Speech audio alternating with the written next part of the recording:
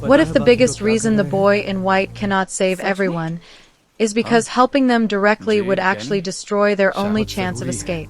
Episode May 9th have just confirmed one of the most important rules of this entire story, and once you see it, everything starts to make sense. For years, fans have asked the same question. If the boy in white knows so much, why does he keep speaking in riddles? Why does he leave clues instead of answers?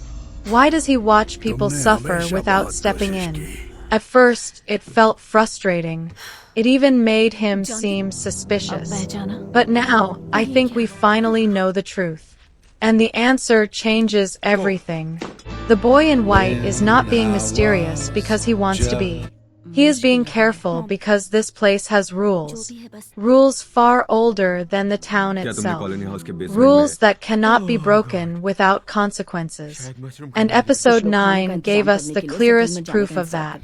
Sophia's line about rituals may be the key to understanding all of this. She said that in this place, how you do something matters just as much as what you do. That one line explains almost every strange choice the boy in white has made since the very beginning. Because in Fromville, knowledge alone is not enough. Timing matters. Process matters. The journey matters. This is why the boy in white never simply tells people the truth. Think back to Christopher. Victor told us that Christopher used to make everyone laugh. He was one of the most trusted people in town. But then something changed. The boy in white told Christopher about the children, and shortly after that, the massacre happened. That cannot be a coincidence. The boy in white tried giving direct answers once before, and it ended in disaster. That moment changed everything. It explains why, when Victor asked him why he never helped before, the boy in white said, "I tried." That line always felt important, but now it means even more. He did try. He tried to skip the process. He tried to give someone the truth before they were ready to carry it. And it broke them. That is the first rule of this place. Truth without understanding becomes destruction. And we keep seeing this pattern over and over again. Take Tabitha, for example. The first time she went through the bottle tree, it took her exactly where she needed to go, the lighthouse. That journey led her out of the town and into the real world. But when she tried to repeat it later, the boy in white stopped her. Why? Because the ritual had already served its purpose. Trying to force it again would have changed the result. This tells us something massive. The trees are not random. They respond to timing. They respond to need. And most importantly, they respond to whether the person has earned the next step. That is why Dale died. Dale tried to take a shortcut. He thought the tree was just a tool. But the town doesn't work like that. You cannot cheat the system here. Every shortcut has a price. And the boy in white knows this better than anyone. That's why he keeps leaving breadcrumbs instead of maps. Look at Jade. From the moment he arrived, Jade has been haunted by symbols, visions, and strange voices. At first, it looked like the town was attacking him. But now we know something terrifying. Those visions were never meant to hurt him. They were preparing him.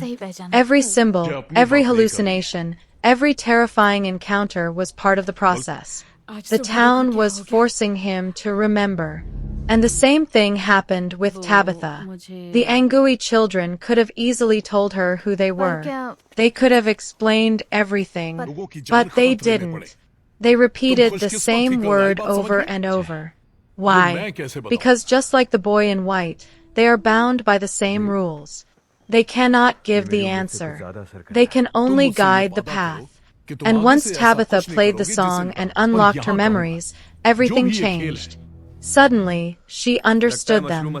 Suddenly, the fear was gone. The children had not changed. Tabitha had. That's the difference. The truth was always there. She just wasn't ready for it before. And this might be the most important idea in all of From. People don't escape by finding answers. They escape by becoming the kind of people who can survive the answers. That changes how we see everything. Boyd, Victor, Jade, Tabitha. Every single one of them has been shaped by suffering. Not because the town enjoys pain, but because pain is part of the ritual. The town is transforming them. And maybe that's the real reason the boy in white cannot save them. Because saving them would interrupt the transformation. It would stop the ritual before it's complete. And if that happens, the cycle resets. That may be exactly what the man in yellow wants. Because while the boy in white is trying to guide people toward understanding, the man in yellow seems to want chaos. He wants shortcuts. He wants panic. He wants people making desperate choices. Because desperate choices lead to failure. And failure keeps the cycle alive. That's why episode 9 feels so important. For the first time, Jade and Tabitha are not being pushed blindly anymore. They're starting to understand the pattern. They're starting to remember. And that makes them dangerous. Not just to the monsters, but to the entire system itself. Because if they complete the ritual the right way, they may finally break the curse.